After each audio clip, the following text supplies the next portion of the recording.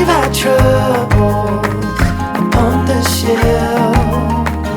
Don't you worry, we're gonna find all we need in our sunset paradise.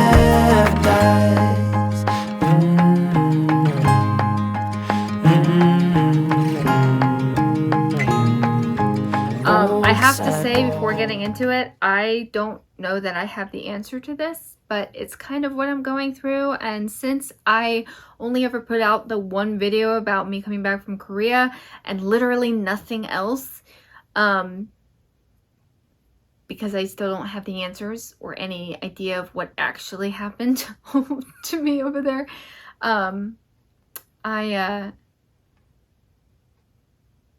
know that there is this gap of space on my channel and in terms of me becoming this different person. So that's what we're talking about today. How adulting in general, but also how trauma affects us differently as adults, whether you're completely an independent adult or you are lucky like me and are able to come back to family and back to familiarity to reset your life.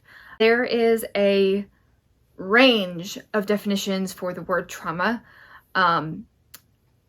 I did not call Korea trauma for a long time. I knew it was toxic and I knew that it was abusive, emotionally and physically, in that I was not sleeping and was not eating properly. After a few months of healing and having many conversations with people and realizing exactly to what extent it really had affected me, I do feel safe in calling it trauma. And I do think that I have this version of post-traumatic stress. That is not to diminish any other version. I think that's a spectrum, but that is a conversation for another video. I am using the word trauma very specifically because I have come to realize that's exactly what I went through. So the trauma word, if that is going to be triggering for you, please, I need you to do what you need to do for you.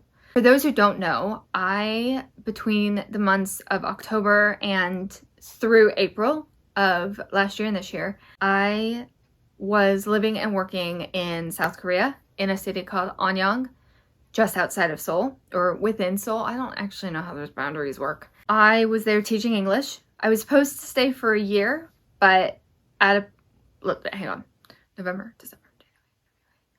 At the 4-month mark, I finally realized how not only toxic the entire situation was, but I realized that the physical health, sleeping and eating, that I had sacrificed for the sake of being a busy EFL teacher who really cared about her job and loved her students and went above and beyond in grading and activities, which I usually got in trouble for. Really starting to do dangerous things to my mental and emotional health. I experienced burnout for the very first time in my life. I am 27 years old, 26, I guess, at the time, when I experienced burnout for the very first time.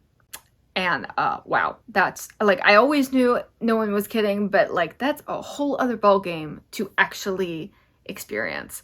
If you are going through burnout, I am here for you. So my physical health had suffered since day one. My mental health was questionable. I had a bunch of other things going wrong, which we'll talk about later. And my spiritual health was dead. I wasn't doing anything spiritual at all. And my emotional health finally crashed and burned. My emotions shut off when I burned out, and they kind of didn't turn back on until recently. I've realized. So when I burnt out in February, I finally went to my director and I said, either things drastically need to change, because I know it wasn't just me. All the English teachers were all having the same issue. By the end of February, my director had kind of come to terms with the fact that I wasn't getting any better. Like, she wasn't willing to make the fixes, because at this point the kids could see me breaking apart. The number of students, like elementary school students, who asked me what was wrong is not okay. Because it's one thing to have like a bad day and none of your students notice. It's quite another when children notice I'm unraveling. And so by the end of February, we had reworked my contract with the school, and by extension my visa, to leave in May at the end of the term. And that was fine. I was happy to stay until the end of term. Ended up leaving at the very end of April instead, because my director came to me 2 weeks, a week into April and said, hey, you're going to leave in 2 weeks. And I was like, okay. Why? I can stay. She said, no, you're leaving. I'm like, okay. Not going to fight you. Okay. It was administrative stuff that had me leave early. It was 7 months in all, but that was including 2 weeks on either end of quarantine. I'm not getting into the COVID stuff in Korea. There was tons of tracking stuff. When I left, it was still illegal to take your mask off outside, and that's all I can get into right now because I will get so worked up and frustrated because I hated their logic. I hated it. Between the severe exhaustion on the physical side and the social burnout, the complete lack of social life, and the complete just brain death of my mental and emotional side, I was a walking zombie. I was dead. I was calling my parents every night on the verge and or actually crying. Finally, I just told them, I was like, I'm leaving early. I've got to. I will try to do my contract the right way, but I've got to come home. I cannot survive here anymore. And obviously my parents have been exceedingly supportive. I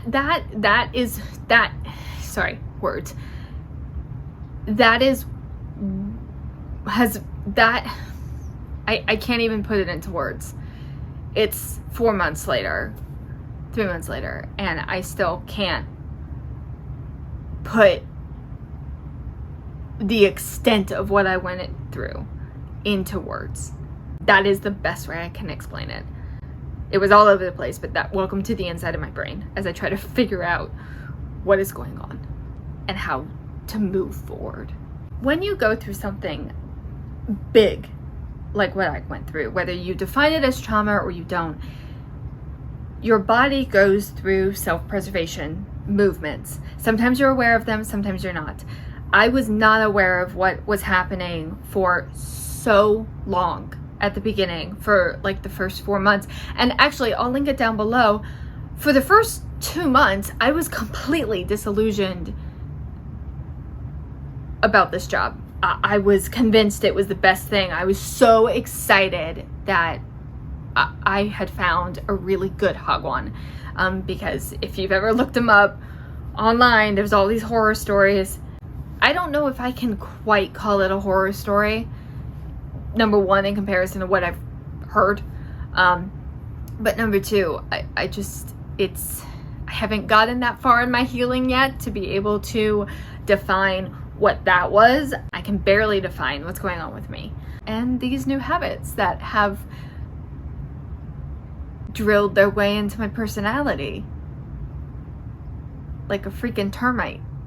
There's kind of two big ones that I've been dealing with, and one of them was sneakier than the other. I didn't notice it until I went back to work at my summer camp that I love so much. The first thing has been my sleeping pattern. My sleep has been horrible since I got back, and like obviously we knew I'd be playing significant catch up from about 6 months of 5-hour nights. As someone whose like natural cycle is 10, that's very little.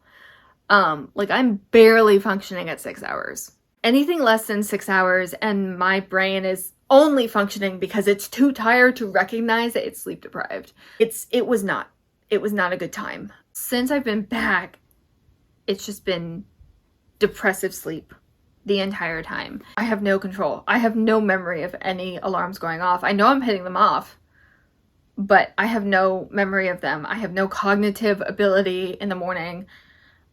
And I say in the morning, but when I wake up, it can be 13 hours later, 18 hours later, and I'm still so physically exhausted, and I know so much of it is probably oversleeping, but I just have, unless I micromanage something, I have no control over it. I'm broken.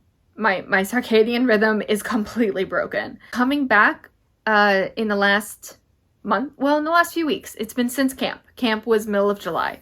I've realized that these truly sporadic days of just feeling sour and not feeling like myself, and I just can't make anything, nothing's really interesting, and I just want to go home and I want to cuddle with my cat, or I want to hug my mom, or I get really clingy with whoever I'm with, which I am not a clingy person, and it was very bizarre the first time I felt it.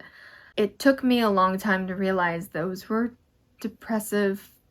That was my emotions waking back up, my emotional health, for lack of a better word, awaking again after being turned off for close to a year. And then the other one that showed up, I was a TA again this year, which means that I am in the classroom, and it also means that I have evening class with the campers. What I found was, despite the fact that I had nothing to do between the hours of 4 and dinner, which was at 5:30. It opened at 5, so the teachers usually went at 5, but 4 to 5:30. And actually, that's not true. I was off from 4 to 6:30. I just had to be back for 6:30 class. I didn't even technically have to go to dinner. I just usually did because I was starving and it's free. But despite the fact that I had nothing to do, and I was just doing things that I absolutely could do at home, back at the apartment, I would sit in my classroom for those hours, until which point I decided food was probably necessary, and for the last half hour of dinner, I'd jump in. But I wouldn't leave my classroom. I wouldn't go back to the dorm. And at first, I thought, it doesn't make sense to go that way, to come back here. But it's like half a block. Either way, it's not that far. It's like maybe 50 yards of walking. It's not that far. Then my cousin, who got me the job in the first place, and she and I are too much alike. And of course, I hadn't spoken to anybody while I was in burnout or towards the very end. It wasn't until, I think, probably April, I finally got on the phone with Shannon, and I was just like, by the way, I'm coming home early. This isn't working. It's horrible. I'll see you at camp.